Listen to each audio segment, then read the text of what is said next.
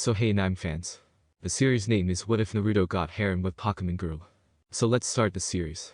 Naruto had to concede that the location was indeed remarkable. He initially believed that they were a variation of Ninken, but the small monsters were taken prisoner, trained to become more powerful, and then engaged in a brutal conflict to choose the winner. It was a national sport too, it seems. He was initially a little taken aback, but not by much. It turns out that he was rather mistaken in his thinking, which was to be expected if one literally trained an animal to kill. Although many individuals intentionally employed Pokemon to hurt both people and other Pokemon, many others desired to live with the animals, therefore they did just that. Pokemon trainers. People who come of age are those who train Pokemon, become friends with Pokemon, and do a lot more. A person who devotes their entire life and time to their Pokemon is someone who has faith in them, just as their Pokemon has faith in them. No matter what, they must look out for one another. Younger trainers do exist, of course, but they are not eligible to join the Pokemon League until they reach a specific age and register, at which point they will be given as starter Pokemon. Young children can register themselves and begin their trip throughout the world, learning and capturing new Pokemon, if they so want, at the age of 11.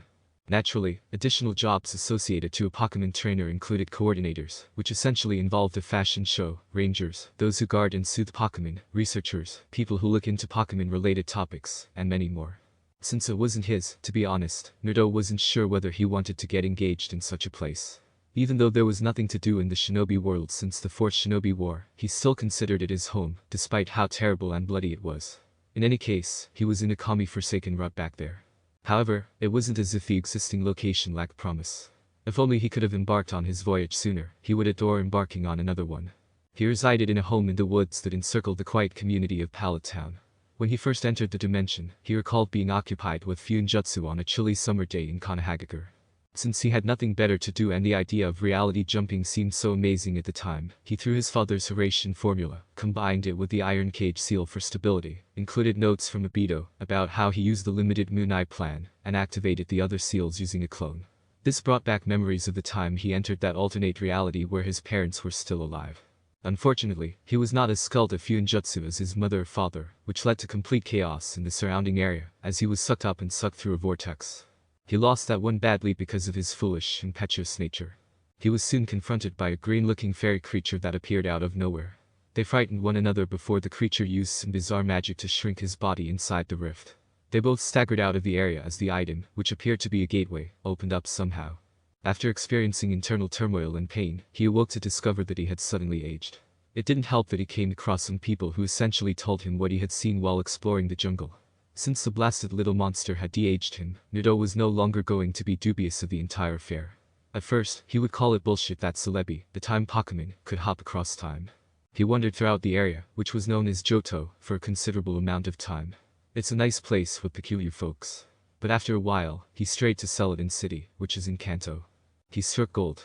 Why was Celadon City such a great place? As it featured a casino.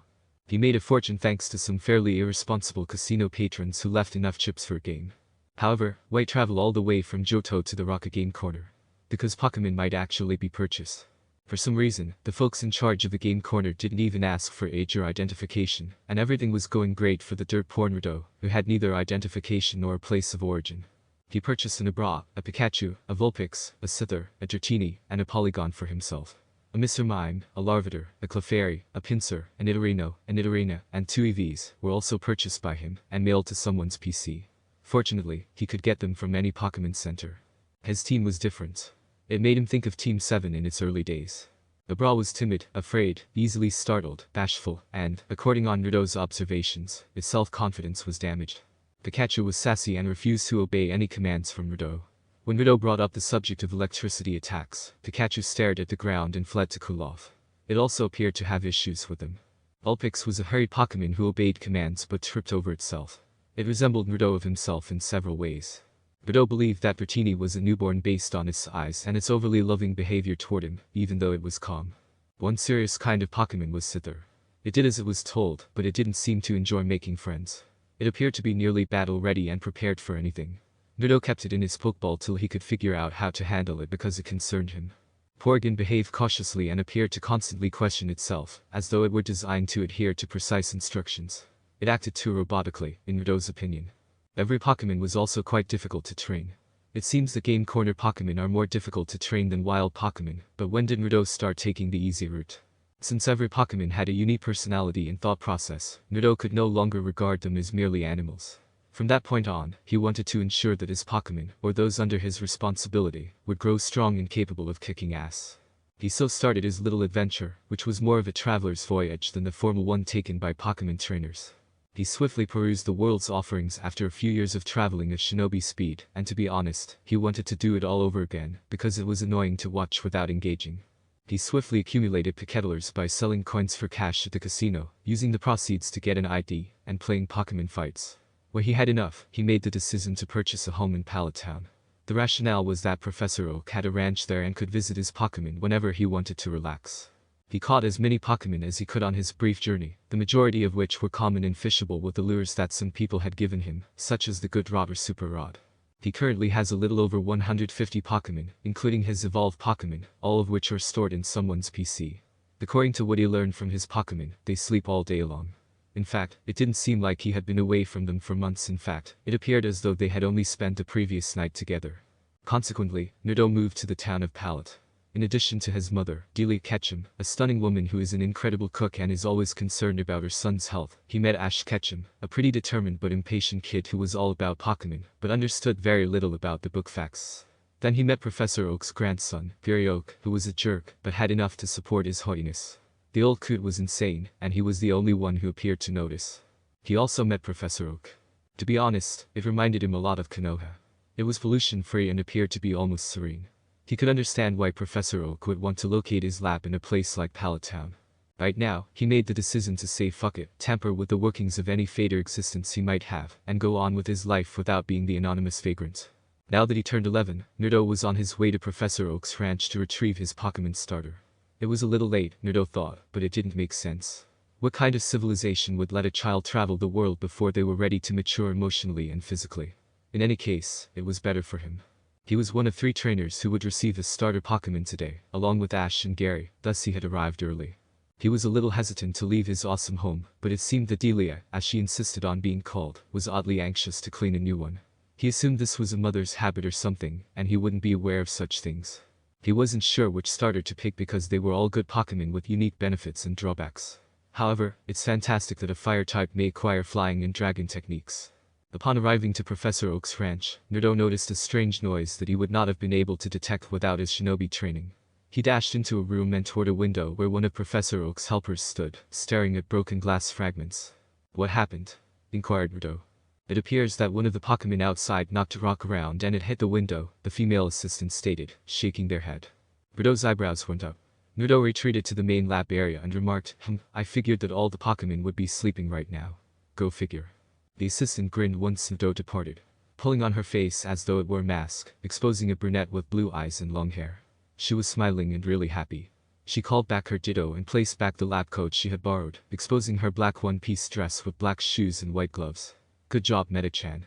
Now to find that Pokemon," she mumbled. The voice behind her said, "Unfortunately, it's not good enough." Wah! Thunderwave. She experienced a strong electric shock that went through her. She felt herself losing consciousness, unable to prepare for the unexpected paralyzing electricity. She mumbled to herself, "So. Close." As the last thing she saw before closing her eyes was a violent shock of bright yellow. When Naruto electrified the thief girl in front of him, he couldn't help but grimace. It was very unfortunate as well. She was skilled and knowledgeable, and anyone else would have been fooled by her slick speech. Unfortunately, even though he was a fantastic actor, he was aware that Professor Oak did not currently have any helpers, thus words alone would not save her. The man was insane. He constantly fires them. It was unfortunate though, because the thief would have been a good snooper when she grew up and would have taken something, perhaps a Pokemon at her current pace. He picked the girl up and moved her so that she was tied up. He gave the girl a pat to make sure she didn't get any more help from her Pokemon, if she had any, which she did too, actually. She also held other items, such as a disc bearing the name Mew did, that referred to the fabled Pokemon. To have something like that in her possession was really brave of her. She didn't have the eyes of someone who intended to hurt Pokemon, so perhaps he should discuss the thief with the professor. Perhaps the girl will receive what she desires. He yelled, "Come on Pikachu, time to figure this out." "Pick up high," exclaimed his Pokemon. She had a foggy mind. Where has she gone? She was unable to recall anything. The last thing she saw was a yellow blob from which she couldn't tell if it was a person, a Pokemon, or something else. She then recalled being electrocuted, which was an extremely terrible event that she hoped would never happen again. Was it the electricity that prevented her from moving? No. She had a tight feeling, like rope. Now that she thought about it, she had come to Pallet Town in search of, well, it isn't important anymore. Being a vigilante thief, she chose to take one after learning that 3 people in Pallet Town would be starting as Pokemon trainers. It wasn't like they couldn't get another. However, she was discovered in spite of her outstanding work, and she couldn't help but feel unhappy and disappointed because she was at the end of her rope, and years of deceiving, stealing, and manipulating were now coming back to haunt her. The boy crouching in front of her had blonde hair with long side bangs, or whatever one would call Minato's hair, and the clearest blue eyes she had ever seen. Her own eyes were blue, but the boy's eyes were what she would describe as ocean blue or perhaps royal blue. She's awake, she heard. One of the top Pokemon experts was by his side. He had on a dark blue pullover with an orange Pokeball insignia on it, blue jeans, and what appeared to be a black shirt underneath. He was wearing black shoes and black gloves. She wasn't sure if the whisker marks on his face were scars or not. Fantastic. She was now up against the trainer who presumably got the jump on her and Professor Oak, a professor of Pokemon, who probably possessed formidable Pokemon that her own Pokemon, which she had obtained, couldn't hope to equal. She was certain that she was out of luck. But Oak stated, she's awake. Naturally, Professor Oak mistook the girl's arrival for something about hormonal teenagers and their bondage fantasies, and grumbled something to himself. What a crazy old coot. Professor Oak asked him what he thought of the situation once he had explained it. The professor responded by using his own discretion, deciding that it would be best to wait and see what the girl intended to do with the Pokemon before taking further action. The professor wasn't a researcher because he loved Pokemon, but his own intelligence advanced numerous scientific discoveries in the game, so Naruto already knew he was preparing something. Despite the fact that the old coot was crazy, Naruto greatly respected the elderly researcher, who reminded him of the third Hokage, and always had a backup plan. Before concentrating on what he imagined were the dangers ahead, the girl spent her time acclimating to her new environment. The girl jumped a little as Naruto inquired, "What is your name?" She said, "I don't need to say anything." She wouldn't divulge anything if she were going down. Suddenly, Professor Oak said, "Her name is Blue." The girl, who was now called Blue, demanded or queried, "How do you know that?" Oak walked over to his desk and rummaged through it before saying, 6 years back, a 5-year-old was captured by a bird Pokemon. He pulled out a picture of what appeared to be a little Blue and stated, "My grandson was about the same age, so I decided to involve myself in the search." I remember the girl's face so well. To think I would encounter said girl, trying to steal one of my Pokemon. TCH. Blue averted his gaze from the professor's gaze. The professor asked, "Now please tell me, why did you attempt to steal a Pokemon?" Under her breath, she said, "It was unfair." The professor said, "Pardon?"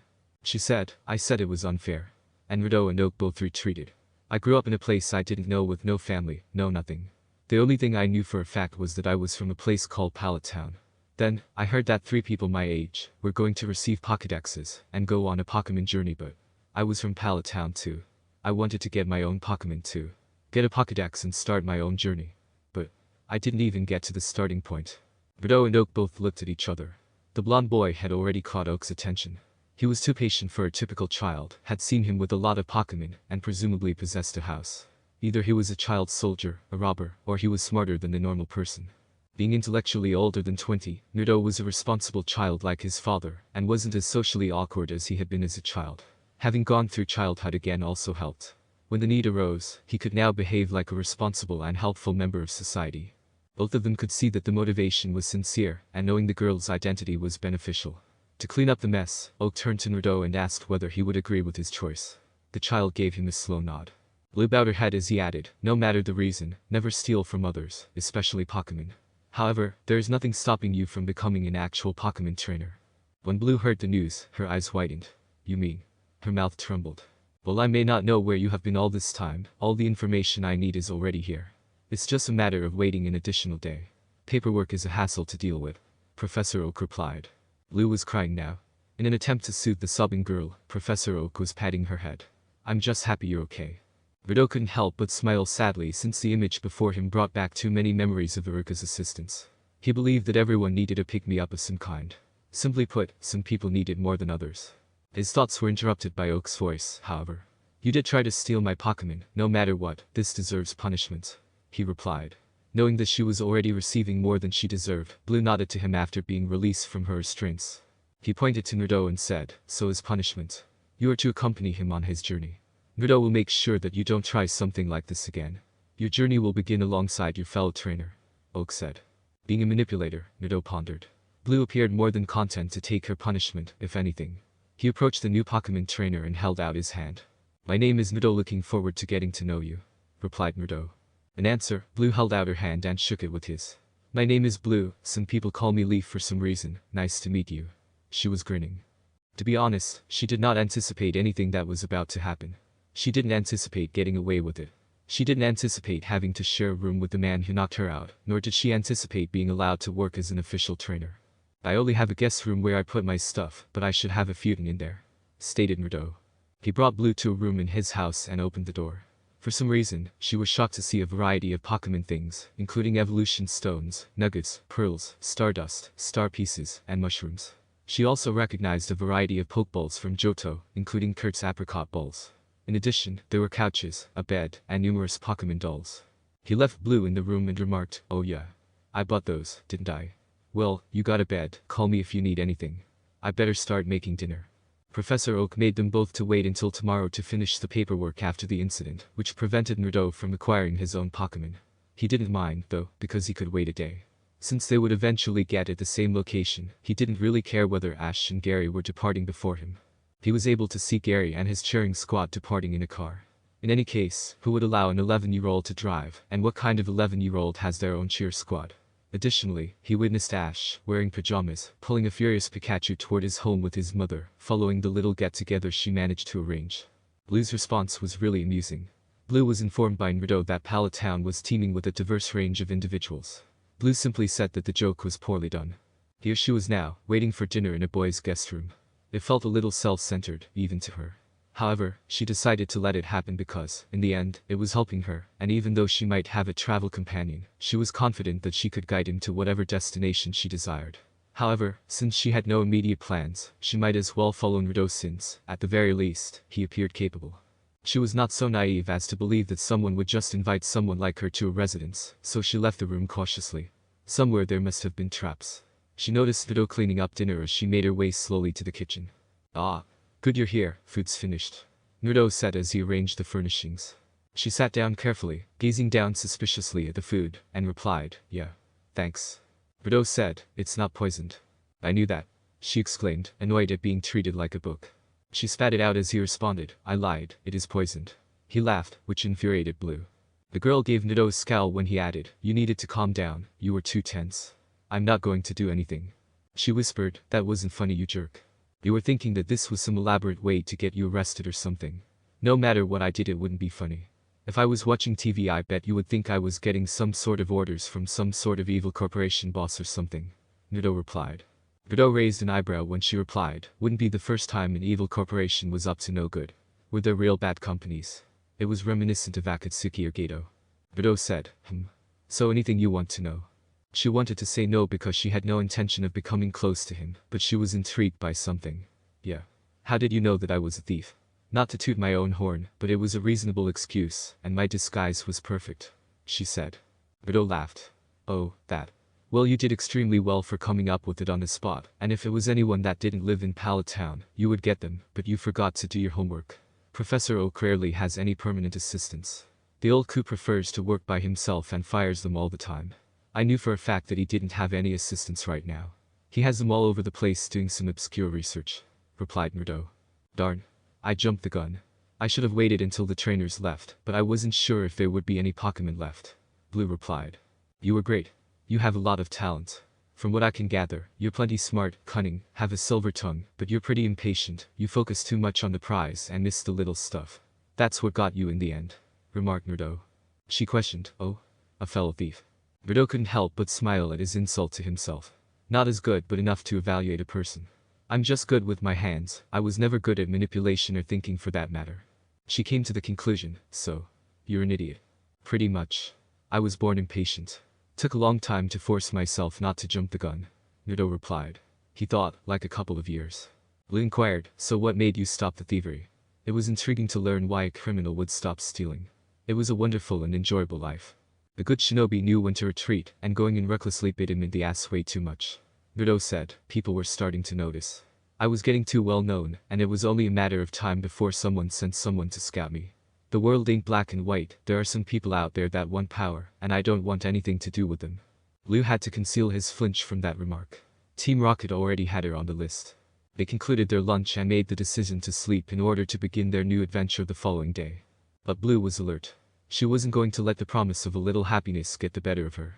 She needed money to survive, so it was the most essential thing to her at the moment. Even though she was stuck with Naruto, she wouldn't let her guard down around him for even a moment because, after all, he was a former robber, and there was no honor among thieves. Still, he seemed like a lovely guy. Despite being aware of the danger, Blue was unable to resist the temptation and woke up early. Since Naruto's treasure chest included a little bit of everything, she couldn't help but try to grab something from it. She made as little noise as she could while sneaking inside Naruto's house, knowing that she was in danger. When she finally arrived at the room, she nearly drooled at the treasures that were in front of her. However, she had to be careful not to take too much, which was not immediately apparent. It would be fantastic to sell a few nuggets and a few apricot pokeballs. Perhaps some stones of evolution as well. She could only take so much because there was so much to obtain. She thought, perhaps I should ask Naruto. We're going on a journey, and I'm trying to turn over a new leaf. I'm sure I can convince him to let me have a bit. She chose to follow that, and when she turned to face the door, Naruto was there, looking amused. Upon being discovered, Blue couldn't help but feel ashamed. She attempted to clarify, saying, well, you see, this isn't what it looks like. Oh? Naruto asked, maintaining his delighted expression. Well, I was going to take something because it seemed so tempting, but then I told myself that maybe it would be better to ask, and then you kind of caught me. She answered quickly. Naruto nodded and replied, okay, go ahead. Take what you need. I mean, there's so much at wait, what? Just like that. She responded. Naruto simply shrugged. It'll just sit there gathering dust if I don't use them. Collecting is all fun and great, but it's just useless junk if I just leave it. With anticipation, she said, so I can take anything I want. Naruto walked out of the room after saying, no, take what you need. I'll take what I want. I'll just be looking the other way when you do. All Blue could do was blink. She believed that in order to obtain a portion of his stockpile, she would need to be rather cunning. He appeared to be comfortable sharing his belongings, so perhaps it would be best to just ask. If she took a lot, it would be a betrayal of the trust he had given her, because he was holding her accountable for her actions. How could such a casual guy be so evil? Playing both the nice and the terrible Officer Jenny simultaneously. It was impossible for her to despise him entirely. The cutie had to be a jerk, but why? Naruto noticed the awkward stillness between him and Blue as he made his way to the Pokemon Ranch. He was aware that she would feel uncomfortable around him, that she would be forced to accompany him everywhere he went, and that taking assistance from a stranger would inevitably raise suspicions. He would respond accordingly. They both wore masks and were cynical. The girl had no cause to drop it. The brief moment of joy she was given was insignificant in comparison to all she might have gone through since being abducted. Naruto had already grown wary of it and dropped it. She has so far treated him as an enemy who should not be crossed. She's extra cautious because he already has the upper hand. At the very least, he hoped they could be friends. He thought to himself, one step at a time. Together, Blue and Naruto greeted Professor Oak, saying, "Good morning, Professor." When Professor Oak saw them, he greeted them. "Good morning, did you have a nice sleep?" he inquired. Both of them shrugged.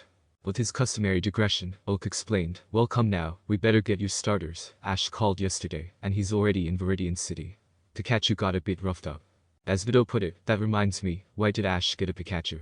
Blue also found it strange. Well, it turned out that there were some new trainers from out of town that came for their starters. By the time Ash got here, all the starters I had with me were taken. Ash was awfully desperate to get a Pokemon, so he chose the Pikachu which I caught trying to raid my food. It was still wild, but Ash still wanted it. Professor Oak clarified. With a hint of sadness, Blue inquired, "So there are no more starters?" "No, we do have more. They're just a bit too young. They would have been ready by the next batch of trainers came, but seeing as there's nothing else stopping them, I decided to let them go a bit early," Oak replied. Blue's fist pounded with delight when Naruto nodded his head. Oak caught the girl's attention by saying, "Now, I was thinking about Blue's situation. I tried searching for your parents yesterday, see if I could get into contact with them." Blue was excited. And Blue's shoulders slumped as he said, "Unfortunately I lost track of them when they moved away from Pallet Town." As he moved toward the lab where the Pokemon were, Oak remarked, "But I think I came up with a way to find them." "How?" inquired Blue. Oak said, "Become famous." Blue was shocked by the response and asked, "What?" "I get it, by becoming famous, you'll get known throughout the world," Naruto replied. "And by doing that, the chances of my parents hearing about me will increase. But the only way to get famous, that I can think of is," Blue went on. Oak explained the remainder by saying, "By becoming a Pokemon trainer and beating the Pokemon League." Blue said, "Okay." She had never given it much attention before. She wanted Pokemon to help her steal and obtain her goals, but she recognized that she was getting closer to discovering her parents. In addition, there were benefits to being renowned. Oak encouraged the girl, saying, "Great." As he concluded his remarks, Oak swiftly opened the Pokeballs and released the 3 starters, Bulbasaur, Charmander, and Squirtle. "Now, it's time to pick your Pokémon. Remember that with this Pokémon, you begin your journey to greatness. Just like all Pallet Town trainers that leave here with their Pokémon, so too will you two become something great. No justification is required, right?" While Naruto selected Bulbasaur, whom Naruto had always desired due to its versatility and badass nature, Blue selected Squirtle, who was appropriately named King-chan. The tiny guy's audacious attitude was helpful. "Now, here are your Pokédexes and 6 Pokeballs. Pokédexes are basically our machine that will scan Pokémon and help you see how strong they are, and what moves they know, and as a personal favor, please scan any Pokémon you come through, it will greatly benefit my research. If you can't catch them, you can't get detailed data unless they're captured." Oak continued. That request was easily followed by both of them. "First route?" Naruto inquired, "So, what kind of Pokémon do you have?" They were currently strolling down Route 1, which included a number of Pokémon that would be ideal for a novice trainer to learn with. Following Professor Oak's advice, they looked for any wild Pokémon that might be present, but there weren't many, because the area was populated primarily by Pidgeys, Rattatas, and the occasional Spearow. However, they were to capture the Pokémon as Professor Oak requested. Blue actually had little issue doing that, but she decided to stick with her present team, because Naruto already had that information, and she assumed he already had those Pokémon. She looked at the Pokeballs that were visible on his waist and said, "I have a Jigglypuff, Ditto, and Squirtle. What about you?" "For now, I have Bulbasaur and Pikachu. I left the rest in the Pokémon storage with Professor Oak. I wanted to start fresh," Naruto replied. To give them more space to frolic around occasionally, Naruto relocated his Pokémon to Professor Oak's property. He gave his Pokémon team the best training he could, but since it was a new adventure, he had to meet new friends and encounter Pokémon he hadn't yet collected. Although his Pokémon understood, he occasionally switched them. As an admirer of adorable Pokémon, Blue inquired, "A Pikachu? They're rare. How do you get one?" "Simply said," Naruto said, "bought it." Blue joked, "That was anticlimactic." Naruto gave a shrug. "I bought it at a game corner. He was a real pain to train, I'll tell you. Kept trying to zap me." Blue questioned, "It was Pikachu that zapped me, right?" Pikachu appeared to be a helpful Pokémon that was both cute enough for her and worth catching. Naruto released Pikachu and grabbed his Pokeball, saying, "Yup." Pikachu, who has spent the most time with Naruto, used Iron Tail to lash out his tail. Naruto, who was familiar with the grumpy Pikachu, kicked him in midair while cocking his head back and avoiding the Iron Tail. Pikachu dodged the kick and fell to the ground while spinning in midair. Pikachu snorted, crossed its arms, and leaped atop Naruto's shoulders as he said, "Better reaction time than last time. Still needs some work though." Blue, who was taken aback by the irritable Pikachu, had to inquire. She cried out, "What in the world was that?" Naruto and Pikachu both turned to face the female. "Oh right. You see. Pikachu was never good with his electricity attacks. Something happened to it before I got him. So to make up for it, I trained it to focus on offensive power, such as punches and kicks. It eventually got better when I charged it at the power plant, but he always preferred the in-your-face kind of attacks. Now I help it by attacking it whenever possible," Naruto clarified. Trainer and Pokémon both shrugged once again, saying, "That is just weird." They didn't mind being strange. "So, what Pokémon are you planning on getting?" replied Naruto. "Not sure. I'll know when I see them," she said. Naruto gave a nod. Since each member of his original squad was distinct, he maintained them. Just as Naruto opened his mouth to speak, he saw that Blue had stopped. Gradually, she raised her hand and gestured forward. "Hey, Naruto, is that what I think it is?" she responded. He spotted a flock of Spearow following her gaze, and they were simply observing them as though they were going to attack. But they were keeping a wary eye on Pikachu. "As long as we don't get too close, we should be okay. But just in case, be ready to run, got it, Blue?" "Blue?" Naruto asked the youngster. The girl was fallen on the ground with her eyes wide as he turned to face her. Naruto shook Blue's shoulders and said, "Hey, snap out of it." Blue laughed nervously and continued, "I should have mentioned this earlier, but I'm not good at flying Pokémon. It's from when I got kidnapped. It gets so bad that I can't feel my legs." In an attempt to avoid upsetting the flying Pokémon at this point, Naruto muttered angrily to her, "This is the kind of thing you tell someone before they start a journey together." "I know but," she said, her eyes welling tears. She was battling a swarm of her Pokephobia, which she couldn't avoid. "Didn't think I would run into trouble so soon," stated Naruto. He reached into his backpack and took 2 bottles out. He sprayed one on Blue and the other on himself. All of the flock abruptly took off. Though perplexed, Blue would always be grateful to whatever god had stepped in. "I love repels. I'm surprised you never got any," stated Naruto. Blue whispered, "Must have slipped my mind." "So, flying Pokémon." Naruto grinned a little as he said it. "Shut up, you jerk." Naruto and Blue arrived in Viridian City and spent some time touring the city. Actually, there wasn't much to see. The only oddity was that it was near Victory Road, where monkeys like to roam. However, as Naruto already had a permit, they decided to let it go. When they arrived at the Pokemon Center, they were shocked to see that the roof had been blown off. Nurse Joy replied, it was Team Rocket. Fortunately, the dorms were undamaged.